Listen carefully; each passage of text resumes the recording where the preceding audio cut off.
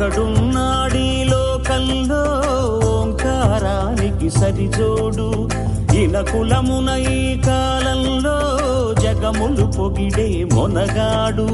విలువలు కలిగిన విలుకాడు, పలు సుగుణాలకు చెలికాడు. చెరగని నగవుల నెలరేడు, మాటకు నిలబడు ఇలరేడు. దశరథ తనయుడు దానవ దమనుడు జానకి రమణుడు అతడే శ్రీరాముడు.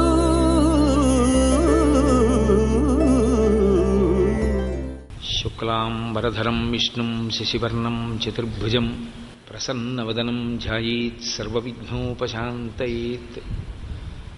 గురుర్బ్రహ్మా గురుర్విష్ణుః గురుర్దేవో మహేశ్వరః గురుః సాక్షాత్ పరబ్రహ్మ తస్మై శ్రీగురవే నమః.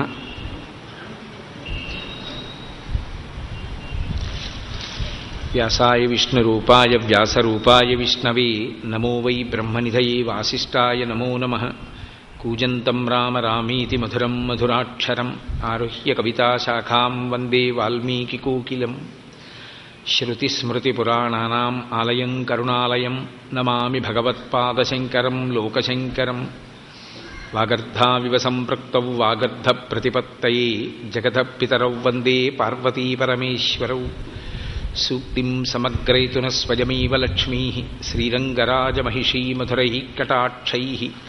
వైదగ్ధ్యవర్ణగుణగుంభనగౌరవైర్యాం కండూలకర్ణకుహరాः కవయోధయంతి. హైమోర్ధ్వపుండ్రమజహన్మకుటం సునాసం మందస్మితం మకరకుండలచారుగండం. బింబాధరం బహుళదీర్ఘకృపాకటాక్షం శ్రీవేంకటేశముఖమాత్మని సన్నిధత్తాం. విమలపటి కమలకుటి పుస్తకరుద్రాక్షశస్తహస్తపుటి కామాక్షి పక్ష్మలాక్షి కలిత విపంచి విభాసి వైరించి. మనోజవం మరుతతుల్యవేగం జితేంద్రియం బుద్ధిమతాం వరిష్టం. వాతాత్మజం వనరయూధముఖ్యం శ్రీరామదూతం శిరసా నమామి. ఆపదామపహర్తారం దాతారం సర్వసంపదాం లోకాభిరామం శ్రీరామం భూయో భూయో నమామ్యహం. హరి ఓం. పరమేశ్వర స్వరూపైన సభకి నమస్కారం. శ్రీరామాయణం ఆది కావ్యం వాల్మీకి మహర్షి చేత రచింపబడింది. శ్రీరామాయణంలో అనేక రకములైనటువంటి తత్వములను దర్శనం చేసినటువంటి మహానుభావులు ఉన్నారు. కానీ యథార్థమునకు అందులో ఏ తత్వాన్ని దర్శనం చేయకపోయినా శ్రీరామాయణాన్ని శ్రీరామాయణంగా మనం ఆ కావ్యాన్ని పరిశీలనం చేసినట్లయితే అదొక అద్భుతమైన విశేషంగా మనకి గోచరిస్తుంది. ఎందుకనంటే మన కళ్ళ ముందే ఒక మహారాజు, ఆయనకి 3 భార్యలు, ఆయనకి సంతానం లేకపోవడం, ఆయన ఆక్రోశం, ఆయన గురువుల్ని ఆశ్రయించినటువంటి తీరు, ఆఖరికి ఆయనకి సంతానం కలగడం, పెద్ద కుమారుడు సకల గుణాభిరాముడు ఆయన్ని విడిచిపెట్టి ఉండలేకపోవడం, అనేక రకములైనటువంటి దాంపత్యములు, రావణుడు మండోదరి ఒక రకమైన దంపతులు, అహల్య గౌతములు ఒక రకమైన దంపతులు, తార వాలి ఒక రకమైన దంపతులు, సీతారాములు ఒక రకమైన దంపతులు, దశరథ మహారాజు కౌసల్య సుమిత్ర కైకేయి ఒక రకమైన దంపతులు. దాంపత్యంలో భార్యాభర్తల మధ్య ఉండేటటువంటి వివిధ రకములైనటువంటి స్థితులు, అన్నదమ్ములు, ఆ అన్న వదిన, మరుదుల యొక్క అపేక్ష, కన్నతల్లిలా చూసుకునేటటువంటి వదిన గారు, ప్రభువు ప్రజలు, స్నేహం, ఆ స్నేహాన్ని ఉదాత్తంగా చూడగలిగినటువంటి వ్యక్తులు, స్నేహాన్ని వ్యాపార సంబంధంగా చూసేటటువంటి వ్యక్తులు, కొంతమంది విశేషమైనటువంటి భోగపరాయణులు, కొంతమంది త్యాగధనులు, కొంతమంది జీవితాన్ని ధర్మం కోసం అంకితం చేసినటువంటి మహాపురుషులై రామో విగ్రహవాన్ ధర్మ అనిపించుకున్న రామచంద్ర ప్రభువు వంటి వ్యక్తులు, కొంతమంది ధర్మం అన్న మాటతో తమ అవసరాలు తీర్చుకోవడానికి ఎప్పటికప్పుడు దాన్ని మార్చి చెప్పి తమ కార్యాన్ని సాధించుకోవడానికి ప్రయత్నం చేసేటటువంటి స్వార్థపూరితమైనటువంటి మనస్తత్వము కలిగినటువంటి వారు, ఇక మీరు ప్రత్యేకంగా సమాజంలో అనేక మంది వ్యక్తులను వాళ్ళ యొక్క మనస్థితులను పరిశీలనం చేయడానికి కావలసినటువంటి సమస్త సామాగ్రి మీకు శ్రీరామాయణంలోనే కనపడుతుంది. శ్రీరామాయణంలో వ్యక్తుల్ని పరిశీలనం చేస్తే అసలు ఎలా బ్రతకాలి, అసలు తాత్కాలికమైనటువంటి ఒక ఆట విడుపు కోసం ఒక చోటికి వెళ్ళినట్లుగా ఒక 70 సంవత్సరాలు 80 సంవత్సరాలు ఈ భూమండలం మీద ఉండడానికి వచ్చినటువంటి మనుష్యుడు మిగిలిన ప్రాణులన్నిటికన్నా కూడా ఎందుచేత గొప్పవాడయ్యాడు? ధర్మాన్ని పట్టుకున్నటువంటి వ్యక్తి గచ్చలోకాననుత్తమాన్ అని జటాయుని కూడా ఉత్తమ లోకాలకి ఎలా పంపించగలిగాడు? పురుషుడు పురుషోత్తముడు ఎలా కాగలిగాడు? ధర్మం ఎంత గొప్పది! అసలు ఒక మనుష్యుడిగా జన్మించినటువంటి వాడు ఈ శరీరం పడిపోతుంది కనుక పడిపోయే లోపల యుగాలు మారిపోయినా శాశ్వతమైనటువంటి కీర్తిని సంపాదించడం, మళ్లీ పుట్టవలసినటువంటి అవసరం లేని పునరావృత్తి రహిత శాశ్వత శివ సాయుధ్య స్థితిని పొందడానికి కావలసినటువంటి ధార్మికమైన జీవనాన్ని అలవర్చుకోవడంలో వచ్చేటటువంటి వైక్లభ్యాలు, దాన్ని తట్టుకోవడానికి ఉండవలసినటువంటి మనఃపరిణతి, వీటన్నిటినీ దర్శనం చెయ్యడానికి ఒక అద్భుతమైనటువంటి కావ్యం శ్రీరామాయణం. శ్రీరామాయణం చదివేటప్పుడు రామచంద్రమూర్తిని దైవంగా చదివినటువంటి వాడికి అందేది చాలా చాలా తక్కువ. రాముడు తానే చెప్పుకున్నాడు అనేక పర్యాయాలు, నేను కేవలం మనుష్యుణ్ణి అని చెప్పుకున్నాడు. నిజంగా కూడా ఆయన ఒక మనుష్యుడిగానే ఆవిర్భవించాడు. ఎందుచేత మనుష్యుడిగా రావాలి రామచంద్ర ప్రభువు అంటే, కావాలని అడిగాడో తన అతిశయంతో అడిగాడో కానీ మనుష్య జాతికి మాత్రం ఒక గొప్ప ప్రయోజనాన్ని చేకూర్చాడు రావణాసురుడు. చతుర్ముఖ బ్రహ్మగారు ప్రత్యక్షమై వరాలు అడగమన్నప్పుడు అనేకమైన వరాలు అడిగాడు. నాకు వాళ్ళ వలన చావు ఉండకూడదు, వీళ్ళ వలన చావు ఉండకూడదని అన్నీ అడిగి చిట్ట చివరికి ఒక మాట అన్నాడు, తృణభూతహితామన్యే ప్రాణినో మనుషాదయ అన్నాడు. అసలు నేను మనుష్యుల పేరు ఎత్తను, నేను మనుష్యుల వలన నాకు చావు ఉండకూడదన్న వరాన్ని అడగనన్నాడు. పోనీ మనుష్యులను చేర్చలేదు, మనుష్యుల గురించి మాట్లాడకుండా ఊరుకోలేదు. తృణభూతహితామన్యే అన్నాడు. వాళ్ళు తృణంతో సమానం, గడ్డి పరకలాంటి వాళ్ళు. మనుష్యులు నన్నేం చేస్తారు? ఆ మనుష్యుల గురించి అడగవలసిన అవసరం ఏముంది? అసలు నేను వాళ్ళ పేరెత్తి వరం అడగనన్నాడు. అంటే ఆ కాలంలో మనుష్య జాతి ఎంత అవమానింపబడింది అనడానికి ఇంకింతకన్నా ఉదాహరణ అక్కర్లేదు. రావణాసురుడు పోని రాక్షసుడు ఆ మాట అన్నాడు అంటే అర్థం ఉంది. కానీ మహానుభావుడు, సర్వజ్ఞుడు, మహాజ్ఞాని అయినటువంటి జనక మహారాజు గారు కూడా శ్రీరామాయణంలో ఒక చోట పగతిర్మానుషాణంచ ధనుషాస్య ప్రపూరణి ఆరోపణే సమాయోగే వేపనే తొలనేపివా అని అడిగాడు.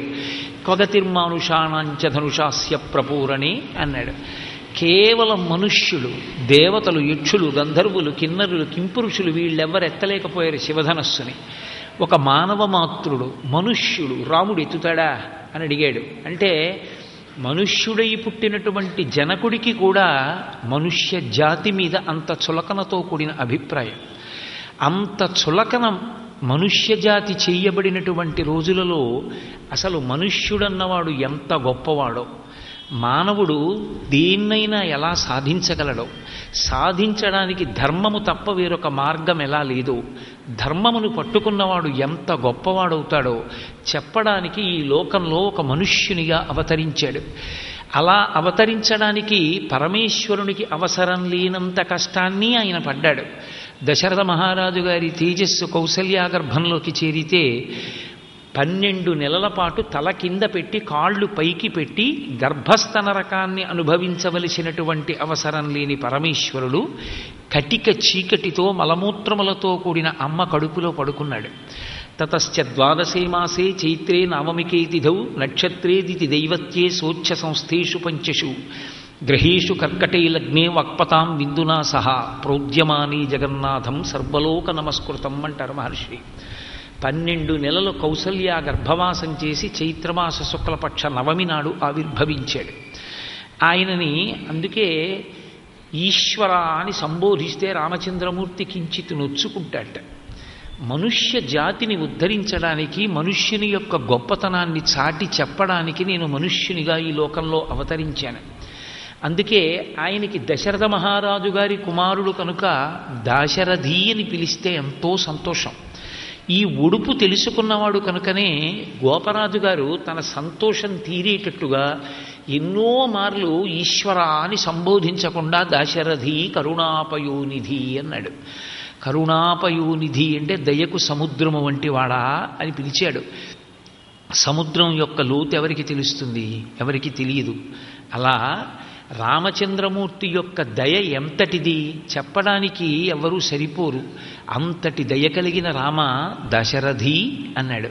శ్రీ రఘురామచారు తులసీదలధామ శమక్షమాది శృంగార గుణాభిరామ త్రిజగన్నుత శౌర్య రమాలలామ దుర్వార కబంధ రాక్షస విరామ జగజ్జన కల్మషార్ణవోత్తరకనామ భద్రగిరి దశరథి కరుణాపయోనిధి అని పిలిచాడు. ఇన్ని పద్యాలలోనూ తన తనివి తీరా పిలుచుకున్నాడు దశరథి కరుణాపయోనిధి, దశరథి కరుణాపయోనిధి అంటూ.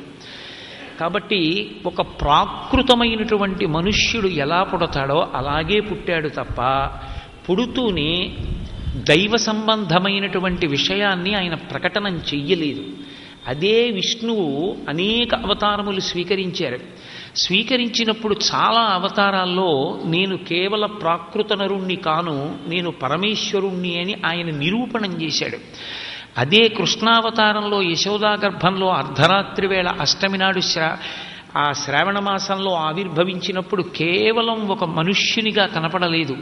జలధరదేహు నాజాను చతుర్బాహు సరసీరుహక్షు విశాలవక్షు జారుగదా శంఖచక్ర పద్మ విలాసు కంఠ కౌస్తుభమణి కాంతిభాను కమనీయ కటిసూత్ర కంకణ కేయూర శ్రీవత్సలంచనంచిత విహారు మరుకుండల ప్రభాయుత కుంతల లలాటు వైఢూర్య మణిగణ వరకిరీటు బాలు పూర్ణీందురు చిజాలు భక్త లోకపాలు సుగుణాలవాలు కృపావిశాలు చూచి తిలకించి పులకించి చూజ్యమంది ఉబ్బి చెలరేగి వసుదేవుడు ఉత్సహించే అంటారు పోతన గారు భాగవతంలో. ఆయన శంఖచక్ర గదా పద్మములతో పట్టుపీతాంబరంతో అర్ధరాత్రి వేళ ఆవిర్భవించాడు. రామచంద్రమూర్తి అలా కాదు. ప్రాకృత మనుష్యుడు కర్మ అనుభవించడానికి పుట్టినవాడు ఎలా పుడతాడో అలాగే ఆవిర్భవించాడు. ఎక్కడా దైవత్వాన్ని ప్రకటనం చేయలేదు. అందరూ ఎలా ఏడుస్తారో అలాగే ఏడిచాడు. అందరూ అమ్మ స్తన్యాన్ని ఎలా పుచ్చుకుంటారో అలాగే స్తన్యంలో పాలని స్వీకరించాడు. చిన్నపిల్లలు ఎలా పెరుగుతారో అలా పెరిగాడు.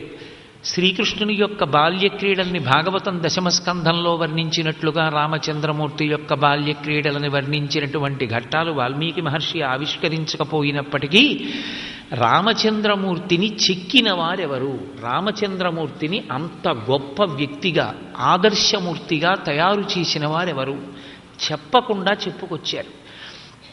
ఒక శిల ఉంటుంది, కొన్ని వందల సంవత్సరముల నదీ ప్రవాహంలో నానిపోతుంది. అందులోంచి ఒక అద్భుతమైనటువంటి వెంకటేశ్వర స్వరూపాన్ని తయారు చేయాలి. ఆ రాతిని తాళ్ళు కట్టి నదిలోంచి ఈడ్చి పైకి తీసుకొస్తాడు శిల్పి. దాని మీదే కూర్చుని అక్కరలేని భాగాన్నంతటినీ ఉలితో చెక్కేస్తాడు. కన్నులు చెక్కేటప్పుడు అతి జాగ్రత్తగా చిన్న ఉలిని పట్టుకుని ఆ మూర్తి మీద ఎక్కి కూర్చుని చిన్ని చిన్ని దెబ్బలతో కొడుతూ కళ్ళు చెక్కుతాడు. ఎక్కడ ఎంత దెబ్బ కొట్టాలో అంత దెబ్బే కొట్టడం ఒడుపు. ఆ ఒడుపు తెలియకపోతే విగ్రహం రాదు. అంతా తయారు చేసి ఎవరితోనో మాట్లాడుతూ కనుకొలుకు దగ్గర కొంచెం గట్టిగా కొట్టాడనుకోండి, పెచ్చు విరిగిపోయిందనుకోండి, పోయిందంటే ఆ విగ్రహం ఇక పనికిరాదు. మళ్ళీ కొత్త శిలని తీసుకొచ్చి చెక్కాలి.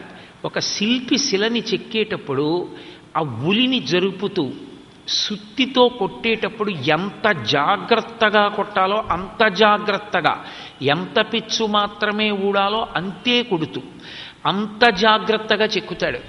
అంత జాగ్రత్తగా చెక్కి ప్రాణప్రతిష్ఠ అయిపోయిన తర్వాత చెవి కింద చిన్న ముద్దలా ఉండిపోయిందయా చెక్కేయి అన్నారనుకోండి, నన్ను కూడా నిలబెట్టగలిగిన సర్వేశ్వరుడు ఆ మూర్తి అంతే అంటాడు. అలా ఒక శిలకి అక్కరలేని భాగాన్నంతటినీ తీసేసి అందులోంచి పూజలందుకోగలిగినటువంటి మూర్తిని పైకి తీసుకొచ్చిన శిల్పిలా గురువు ఏమీ తెలియకుండా ప్రాకృతమైనటువంటి నరుడిగా ఈ లోకంలో పుట్టినటువంటి వాణ్ణి తన యొక్క మాటల ప్రభావంతో ఒక్కొక్క మాట ఉలి దెబ్బ, ఎక్కడ ఎప్పుడు ఎంత ఎలా మాట్లాడాలో అలా మాట్లాడుతూ ఆచితూచి ఒక్కొక్క మాట మాట్లాడుతూ శిష్యునిలో సంస్కార బలాన్ని అంకురింపచేస్తాడు. గురువు చెప్పిన మాటలు వింటాడు శిష్యుడు. విని ఒక అద్భుతమైనటువంటి వ్యక్తిగా ప్రపంచంలో తయారవుతాడు. భగవాన్ రమణులు ఒక మాట అంటుండేవారు, ఎవరు గురువు అంటే ఎవరి పట్ల మనకి గురి కుదిరిందో వారు గురువు. మనకి గురి లేనప్పుడు అవతలవారు ఎంతటి గొప్పవారు కానివ్వండి, ఆయన వలన మనకి ఉపకారం జరగదు. అవతల వారి సమర్థతలతో సంబంధం ఉండదు.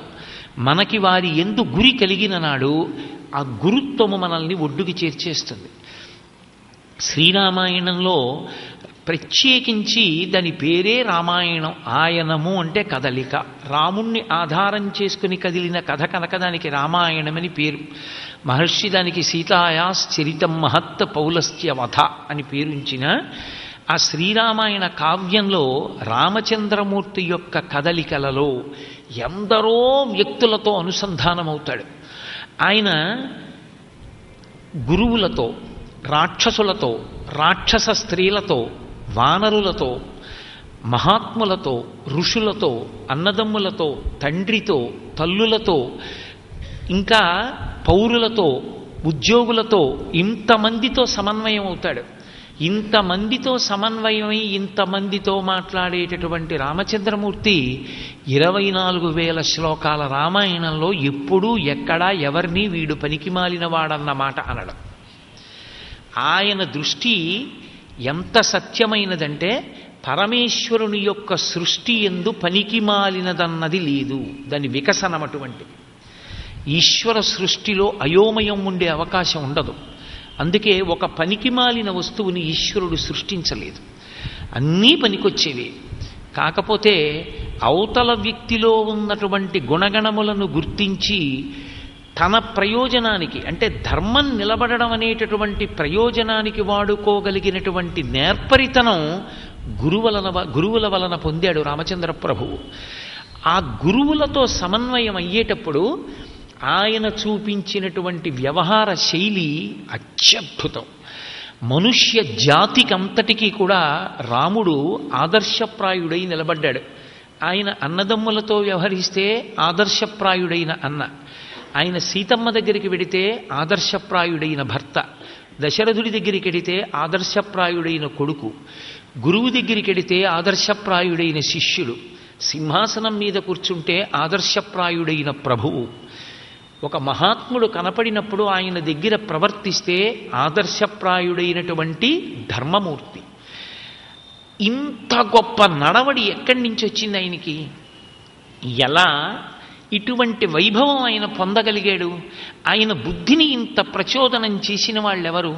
రాముడు దేవుడండి, అందుకని రాముడికి తెలియనిదేముంటుంది అన్ననాడు రామాయణం గురించి మాట్లాడుకోవడానికి కూడా ఏమీ ఉండదు. రాముడు దేవుడని రామాయణాన్ని చదవకండి, రాముడు దేవుడు అని రామాయణాన్ని వినకండి. నేను మీతో మనవి చేశాను, శ్రీ మహావిష్ణువు యొక్క దశావతారములలో దైవత్వాన్ని ప్రకటించినట్లుగా ప్రకటించని ఏకైక అవతారము రామావతారం. అందుకే భార్య కనపడకపోతే ఏడిచాడు, తండ్రి చచ్చిపోతే వలవల కింద పడి ఏడ్చి దుఃఖించాడు, తండ్రికి జలతర్పణ చేశాడు, తండ్రికి పిండ ప్రదానం చేశాడు, తమ్ముళ్ళు కనపడితే కౌగిలించుకున్నాడు, భార్య కనపడితే పరవశించిపోయాడు. ఒక మనుష్యుడు ఎలా ప్రవర్తిస్తాడో 100కి 100 పాళ్ళు అలా ప్రవర్తించాడు. కానీ ఎక్కడ ధర్మంలో మాత్రం వైక్లభ్యాన్ని పొందలేదు. ఎప్పుడైనా కొంచెం తడబడినా ఊంచుకునేవాడు, వెంటనే నిలబడేవాడు. అలా నిలబడడానికి కారణం ఒక్కటే, రామచంద్రమూర్తి గురువుల్ని సేవించినటువంటి విధానం. గురువుల్ని సేవించడము అన్న మాటని జాగ్రత్తగా అర్థం చేసుకోవాలి. గురువుని సేవించుట అన్న మాటకు అర్థం గురువుని సంతోషపెట్టుట అన్న మాట కాదు. ఎందుచేత అంటే గురువుకి సంతోషం లేకపోతే నువ్వు కొత్తగా సంతోష పెట్టాలి.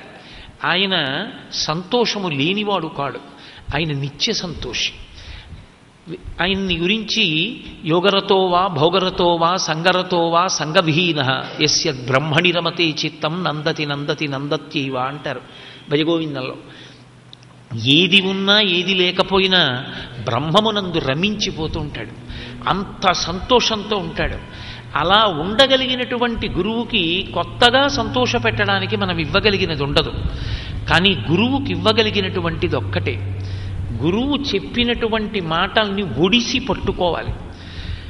చూడండి, స్వాతి చినుకు పడినప్పుడు ముచ్చుపు చిప్ప ఎలా పట్టుకుంటుందో, ఆవు పాలు పిండుతున్నప్పుడు పాలు పిండుతున్న వ్యక్తి తన మోకాళ్ల మధ్యలో పెట్టుకున్నటువంటి బిందెలోకి మాత్రమే పాలు పడేటట్టుగా ఆ శిరములను ఎంత జాగ్రత్తగా లాగి పాలు పట్టుకుంటాడో, గురువుగారి మాటలను వినేటప్పుడు అంత జాగ్రత్తగా వింటూ గురువు చెప్పిన మాటని జ్ఞాపకంలో ఉంచుకుని అనుష్ఠాన పర్యంతంలోకి తెచ్చుకుని జీవితాన్ని పండించుకోవాలనేటటువంటి తాపత్రయం ఉన్నటువంటి శిష్యుని యొక్క నడవడియే గురువుకి ఇవ్వగలిగినటువంటి గొప్ప కానుక.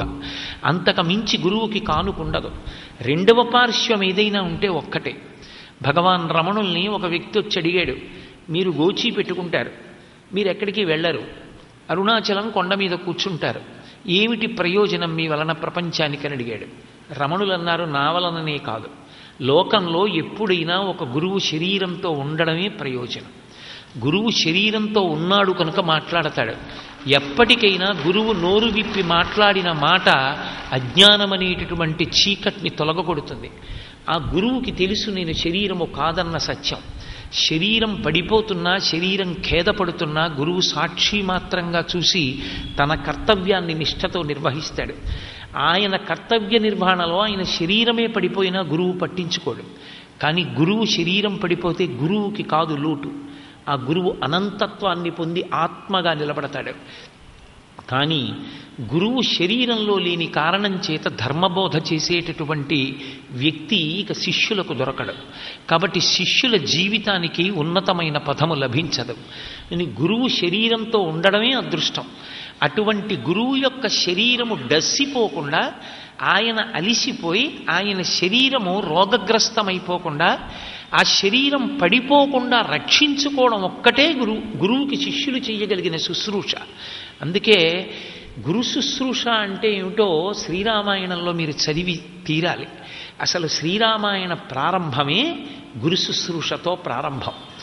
వాల్మీకి మహర్షి తమసా నది స్నానానికి బయలుదేరారు. వెనక శిష్యుడు వెడుతున్నాడు. ఒక గురువు స్నానానికి వెడితే శిష్యుడు ఎలా వెళ్ళాలో చూపించారు మహర్షి. గురువుగారు స్నానానికి వెడుతున్నారు అంటే నియతి కాలమునందు చేస్తాడు గురువు. మధ్యాహ్న కాలంలో వెడుతున్నారు వాల్మీకి మహర్షి. స్నానం చేస్తే సంధ్యావందనం చేస్తారు. సంధ్యావందనం చేస్తారు కాబట్టి అక్కడ నీళ్లు పట్టి సంధ్యావందనం చేయడానికి వీలుగా ఒక కలశ. గురువుగారు బట్ట మార్చుకుంటారు, పొడి బట్ట కట్టుకుంటారు. అందుకని పొడి బట్టలు పట్టుకుని వెనక బయలుదేరాడు.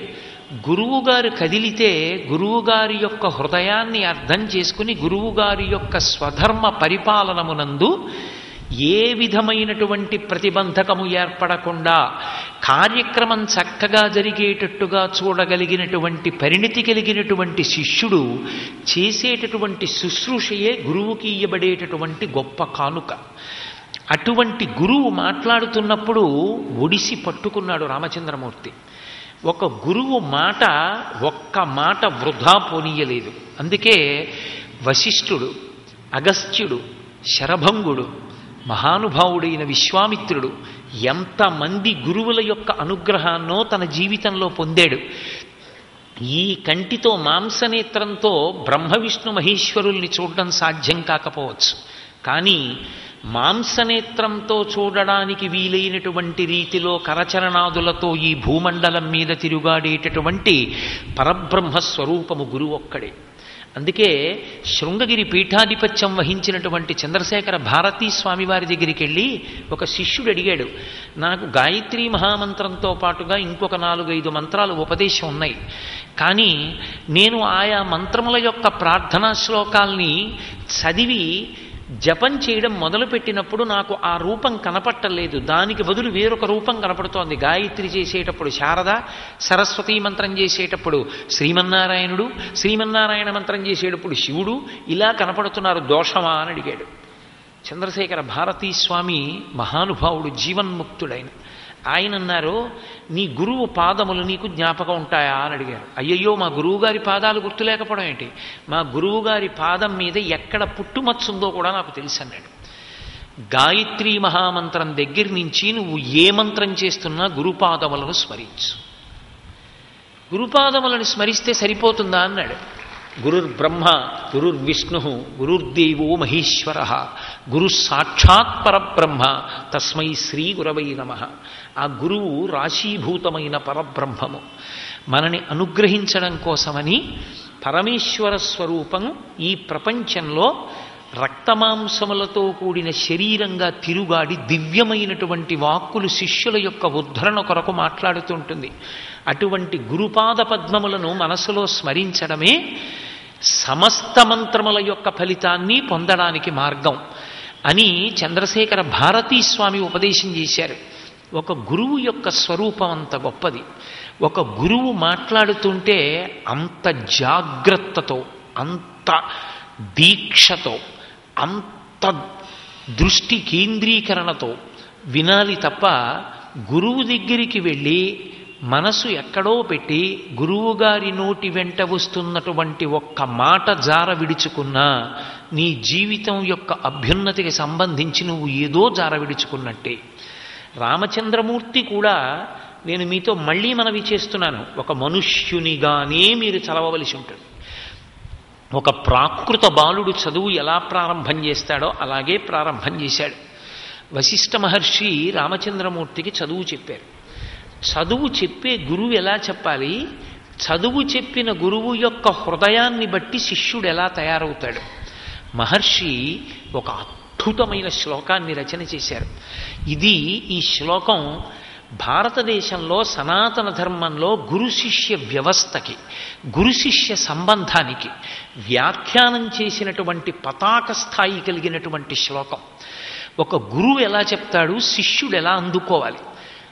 ఎంత గొప్ప శ్లోకాన్ని చెప్పారంటే మహర్షి, సర్వే వేద విదాః శూరాః సర్వే లోకహితే రతాః సర్వే జ్ఞానోపసంపన్నాః సర్వే సముదితా గుణైః అన్నారు. ఒక్క శ్లోకం. బహుశः ఈ శ్లోకాన్ని దృష్టిలో పెట్టుకునే అనుకుంటాను మహాపండితుడైన సర్వేపల్లి రాధాకృష్ణన్ తన పుట్టినరోజుని తన పుట్టినరోజుగా జరపద్దని గురు పూజోత్సవంగా జరపండి అని కోరడానికి, సందేశం ఇవ్వడానికి కారణం అదే. ఆయన దగ్గరికి వెళ్ళి ఆయన పుట్టినరోజు నాడు పూలదండలేస్తే ఆయన ఒక్కటే చెప్పారు, గురువుని కేవలం అన్ని ఉద్యోగాలులా జీతం తీసుకుని 4 పాఠాలు చెప్పేటటువంటి వృత్తిలో ఉన్నవాడిగా చూడవద్దు. ఎంతమంది పిల్లలు ఒక ఉపాధ్యాయుడి దగ్గర పాఠం నేర్చుకుంటున్నారో వాళ్ళందరి కుటుంబంలో తల్లి తండ్రి పక్కన గురువుకి కూడా స్థానం ఇవ్వండి. మీ యోగ్యతాయోగ్యతలను గురించి మీరు ఉన్నత విద్యను అభ్యసించేటప్పుడు మీ జీవితంలో వచ్చే కష్టసుఖాలకి మీ అమ్మ నాన్నతో ఎలా మాట్లాడతారో మీ గురువుతో అలా మాట్లాడండి. మీ అమ్మని నాన్నని ఎప్పుడూ ఎలా నిందించరో అలాగే గురువు పట్ల కూడా నిందావాక్యాన్ని ప్రయోగించకండి అని గురువుని తన కుటుంబ సభ్యుడిగా భావన చెయ్యడానికి పునరంకితం కమ్మని, పిల్లలకి ప్రతి ఏటా దాన్ని మనసులలో ఉద్దీపనం చేయమని, ఇవాళ నేను ఉంటాను రేపు ఉండను, సర్వేపల్లి రాధాకృష్ణన్ గారు ఆనాడు చెప్పిన మాట. కానీ నా పుట్టినరోజు గురు పూజోత్సవంగా జరిగితే ఈ దేశంలో ఉన్న గురు శిష్య వ్యవస్థ ఒక్కటి నిలబడితే సనాతన ధర్మము, ఈ దేశము యొక్క సంస్కృతి నిలబడతాయి. గురువు ఒక్కడు చాలు. కాబట్టి ఆ గురు పూజోత్సవాన్ని అలా నిర్వహణ చెయ్యండి అని చెప్పారు. మన దురదృష్టం ఏమిటంటే ఇవాళ గురు పూజోత్సవము అని పేరు చెప్పి ఎవరినో తీసుకొచ్చి గురువులకి మెళ్ళో పూలదండలు వేయిస్తున్నాం తప్ప నిజానికి తరగతి గదిలో ఉన్నటువంటి పిల్లలు అసలు పాఠం చెప్పేటటువంటి గురువు గారిని తమ జీవితంలో తల్లిదండ్రులతో సమాన స్థాయిలో కుటుంబంలో ఒక పెద్దరికం ఇవ్వగలిగినటువంటి స్థితిలో చూడాలని పిల్లలకి చెప్పడంలో తల్లిదండ్రులు వైక్లభ్యాన్ని పొందుతున్నారు. సమాజము, ఎక్కడ విద్యాలయాలున్నాయో విద్యాలయాల వ్యవస్థ, ప్రభుత్వాలు అన్నీ కూడా వైక్లభ్యాన్ని పొందుతున్నాయి. గురు పూజోత్సవంగా నిర్వహించడం అన్నది సర్వేపల్లి రాధాకృష్ణన్ యొక్క ఆశయానికి దూరంగా మనం జరిగిపోయాం. మహర్షి అంటారు, సర్వే వేదవిదాః శూరాః చెప్పారు వశిష్ఠ మహర్షి. వారి ఎందు తెలివితేటలున్నాయి శిష్యుల్లో. రాముడే కాదు, రామ లక్ష్మణ భరత శత్రుఘ్నులు నలుగురికి పాఠం చెప్పారు. నలుగురూ పాఠం నేర్చుకున్నారు. ఎలా నేర్చుకున్నారు? సర్వే వేదవిదాహ, అసలు వేదమన్నదే విద్దన్న ధాతువులోంచి వచ్చింది. ఏది తెలుసుకోవాలో అది చెప్పినది వేదం. అందుకే వేదంలో ఉన్నది తెలుసుకుంటే ఇక తెలుసుకోవలసినది ఉండదు, మనుష్య జన్మ సార్థక్యాన్ని పొందుతుంది. అటువంటి వేదాన్ని వాళ్ళు బాగా అర్థం చేసుకున్నారు, తెలుసుకున్నారు. సర్వే వేదవిదాహ శూరాహ. శూరాహ మంచి పండితులయ్యారు. పండితులంటే పండాహ అన్న విషయానికి మీరు ఒకటి జ్ఞాపకం పెట్టుకోవాలి. ఎక్కడ ఎప్పుడు ఎక్కడ ఏది అనుష్ఠించవలసి ఉంటుందో అది మేధస్సు యందు నిక్షిప్తమై ఉండాలి. రాముడు అరణ్యవాసానికి వెళ్ళాడు. రాముడు అరణ్యవాసానికి వెళ్ళి గృహప్రవేశం చేయవలసి వచ్చింది పర్ణశాలలోకి. పర్ణశాలలోకి వెడుతున్నటువంటి రాముడు ఒక మాట అన్నాడు, సౌమిత్రే చిరజీవిభిః. ఎవరు గృహప్రవేశం చేస్తున్నారో కర్తవ్యే వాస్తుశమనం సౌమిత్రే చిరజీవిభిః. వాస్తు పూజ చెయ్యాలరా లక్ష్మణ. వాస్తు పూజ చెయ్యని వాడు దీర్ఘాయుర్దాయంతో ఉండడు ఆ ఇంట్లో. కాబట్టి వాస్తు పూజ చేద్దాం రా అంటాడు. అరణ్యంలో పౌరోహిత్యుడు ఎక్కడ దొరుకుతాడు? అరణ్యంలో పురోహితుడి కోసం వెతకలేదు. అందుకన్నారు హనుమ సుందరకాండలో, యజుర్వేద వినీతశ్చ వేద విద్భిః సుపూజితః ధనుర్వేదే చ వేదేషు వేదాంగేషు చ నిష్ఠితః అన్నాడు. అమ్మా రామచంద్రమూర్తికి యజుర్వేదం బాగా తెలుసు అన్నాడు. యజ్ అంటే ఆరాధన. రుక్కులు తీసుకొచ్చి ఒక కామ్యమును పొందడానికి వీలుగా యజమాని పూజగా మార్చి దేవతలను ప్రీతిపరచేటటువంటి ప్రక్రియకి యజుర్వేదమని పేరు. యజుర్వేద వినీతశ్చ అన్నాడు హనుమ. ప్రారంభం చేస్తూనే అంత మాట అన్నారు. ఆయనకి ఎప్పుడు ఎక్కడ ఏ క్రతువు ఎలా చేసి ఏ మంత్రాన్ని అనుసంధానం చేసి దేవతల యొక్క అనుగ్రహాన్ని పొందాలో రాముడికి తెలుసమ్మా అన్నారు. అంటే అందుకని స్వరంతో ఉంటుంది వేదం. వేదం ఎప్పుడు నాలుక చివరు ఉండాలి, మేధస్సు యందు నిక్షిప్తమై ఉండాలి. అందుకే శ్లోకాలు పద్యాలు ఏవి ముఖ్యమైనవో అవి ఛందోబద్ధములై ఉంటాయి. ఛందోబద్ధమైంది అంటే మీరు 10 మాటలు చదివితే ధారణలోకి వస్తుంది. ఏది కేవలం వర్ణనతో కూడిందో, ఏది మీరు జ్ఞాపకంలో పెట్టుకోక్కర్లేదో అది వచనంలో ఇస్తారు. ఓ అరణ్యాన్ని వర్ణిస్తుంటే వా అని పెట్టి వర్ణిస్తారు. మీరు గుర్తు పెట్టుకోవలసింది అనుకోండి శ్లోకంలో పద్యంలో ఇస్తారు. అంటే పుస్తకం ఎక్కడో ఉంది, నేను ఇక్కడున్నాను, ఇప్పుడు నాకేం చెయ్యాలో చూడాలంటే పుస్తకం లేదని తన ధర్మమునందు వైక్లభ్యం పొందకూడదు. పుస్తకము తానైపోవాలి, ధారణలోకి వెళ్ళిపోవాలి.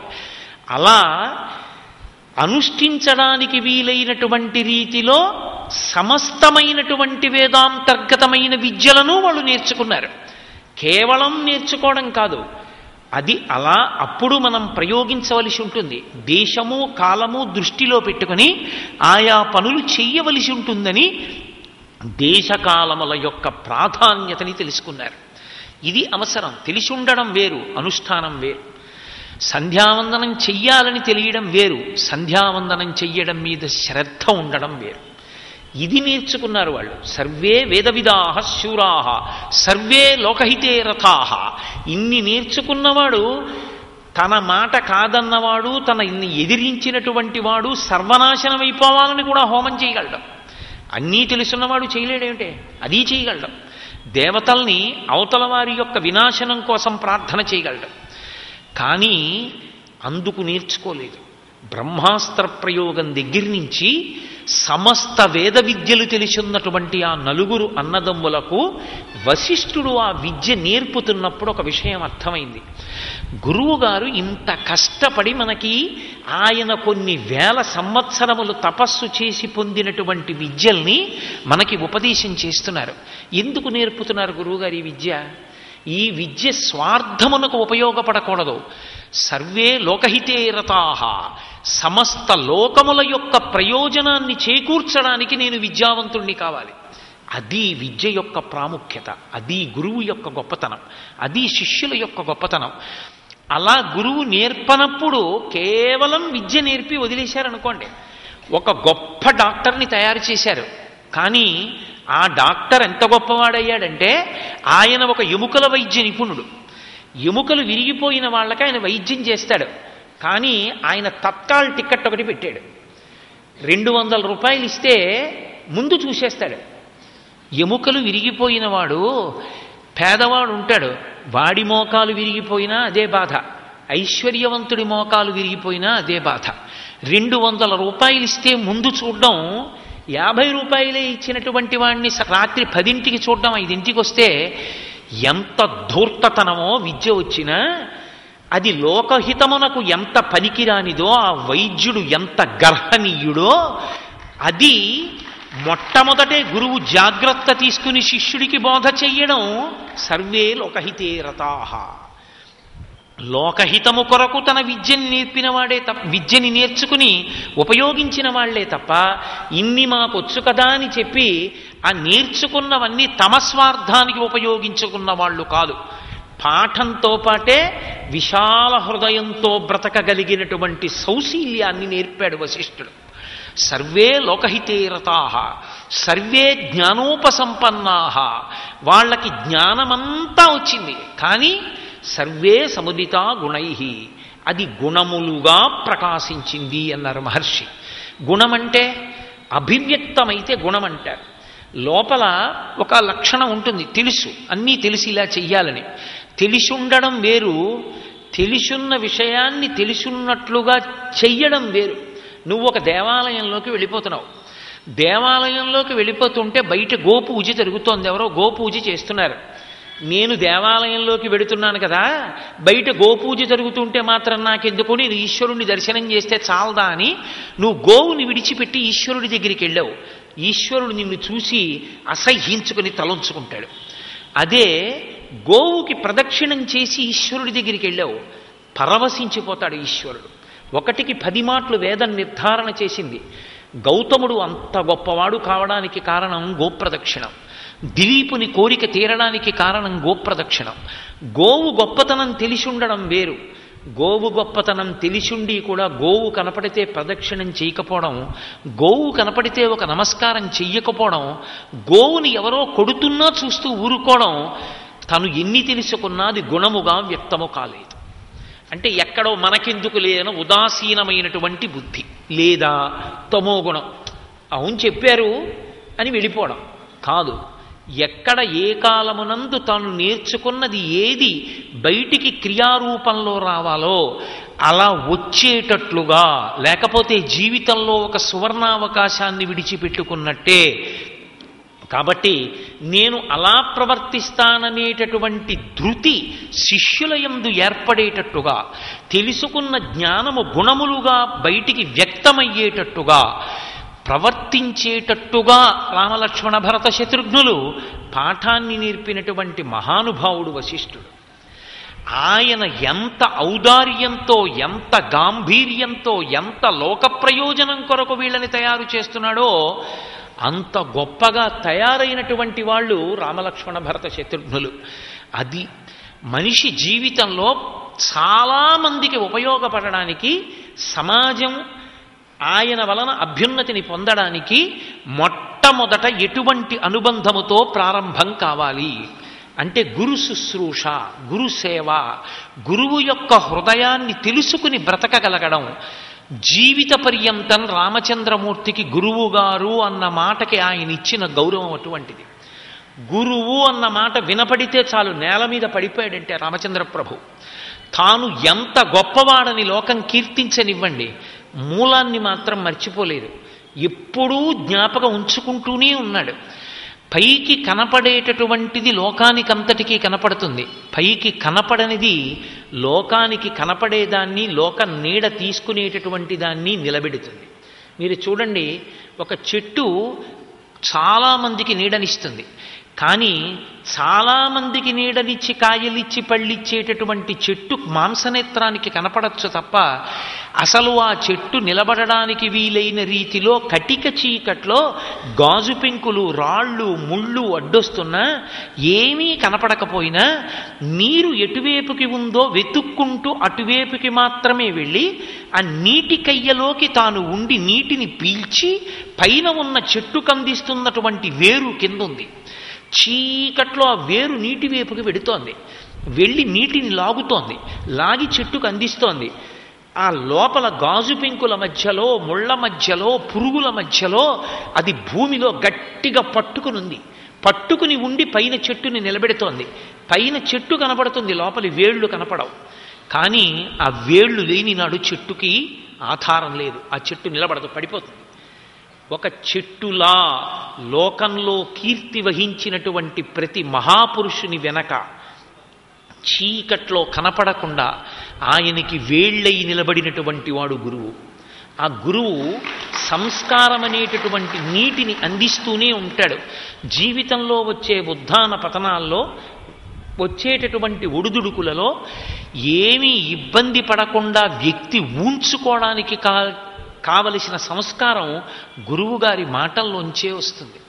కాబట్టి రామచంద్రమూర్తి శ్రీరామాయణంలో అంత ప్రకాశించి త్రేతాయుగం ద్వాపరయుగం అయిపోయి కలియుగం వచ్చిన తరువాత కూడా రామనామము వ్రాయబడకుండా ఏదీ వ్రాయకుండా, రామనామం చెప్పకుండా ఏదీ చెప్పకుండా, రామాలయం లేకుండా ఏ ఊరు లేకుండా, రాముడు ఆదర్శప్రాయుడు అని ప్రతి తల్లి తండ్రి తన బిడ్డకి నేర్పకుండా సమాజము లేని రోజు లేకుండా ఉన్నది అంటే ఒక్కటే కారణం, రామచంద్రమూర్తి అనేటటువంటి వటవృక్షం ఏర్పడడానికి కారణం గురువుల యొక్క వైభవం.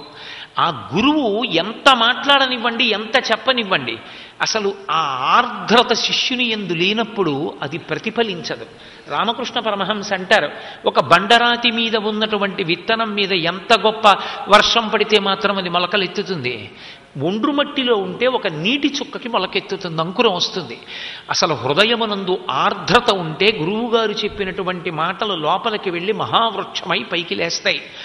రామచంద్రమూర్తి లక్ష్మణ భరత శత్రుఘ్నులతో కలిసి గురువుల పట్ల అటువంటి అనుబంధాన్ని పెట్టుకున్నాడు. ఈ లోకంలో ఏ కాలమునందైనా స్మరణకొచ్చేటప్పటికి నమస్కరించబడవలసినటువంటి వాడు, మీరు ఏ కార్యం చేసినా నమస్కరించవలసినటువంటి వాడు, నిద్ర లేస్తే నమస్కారం, నిద్రపోతుంటే నమస్కారం చెయ్యబడవలసిన ఏకైక వ్యక్తి గురువు ఒక్కడే. తల్లి తండ్రి కూడా ఈ శరీరాన్ని ఇస్తారు, మళ్ళీ శరీరంలోకి రావలసిన అవసరం లేని ఆత్మజ్ఞానాన్ని ఇవ్వగలిగిన వాడు గురువు ఒక్కడే. ఈ లోకంలో ఎవరి ఆస్తైనా తమ బిడ్డలకెడుతుంది. తన కష్టపడి ఎన్నో గ్రంథాలను పఠించి నేర్చుకున్నటువంటి జ్ఞానాన్ని ఏ విధమైనటువంటి అపేక్ష లేకుండా, స్వార్థం లేకుండా శిష్యులకు అప్పజెప్పేసి తన ఐశ్వర్యాన్ని శిష్యులకిచ్చేసేటటువంటి ఏకైక వ్యక్తి ప్రపంచంలో గురువు ఒక్కడే. గురువుగారి ఐశ్వర్యం తన బిడ్డలకి వెళ్ళదు, గురువుగారి ఐశ్వర్యం యోగ్యులైన శిష్యులకి సంస్కార రూపంలో వెళ్ళిపోతుంది. అందుకే ఆ గురువు పేరు చెప్తే నేల పడిపోయి నమస్కరించేవాడు రామచంద్రమూర్తి. అటువంటి రాముడు వశిష్ఠుడి దగ్గర ఎటువంటి తర్ఫీదు పొందాడు, ఎలా మహోన్నతమైన వ్యక్తి కాగలిగాడు అని చెప్పడానికి మహర్షి ఆ ఒక్క శ్లోకంలో నిరూపణం చేశారు. నేను చెప్పినన్ని మాటలు మహర్షి మాట్లాడలేదు, ఒకే ఒక్క శ్లోకంతో అసలు గురు శిష్యుల అనుబంధం అంటే ఎలా ఉండాలో, గురువు పాఠం ఎలా చెప్తాడో శిష్యుడు ఎలా అందుకోవాలో అద్భుతంగా చూపించారు మహర్షి. దాటారు. విశ్వామిత్ర మహర్షి వచ్చేటటువంటి సమయం ఆసన్నమైంది. దశరథ మహారాజు గారు కొలువు తీర్చి కూర్చుని ఉన్నాడు. అకస్మాత్తుగా వచ్చాడు విశ్వామిత్రుడు, ఎవరూ పిలవలేరు. అకస్మాత్తుగా వచ్చినటువంటి విశ్వామిత్రుణ్ణి అపార్థం చేసుకున్నాడు యథార్థానికి దశరథ మహారాజు గారు.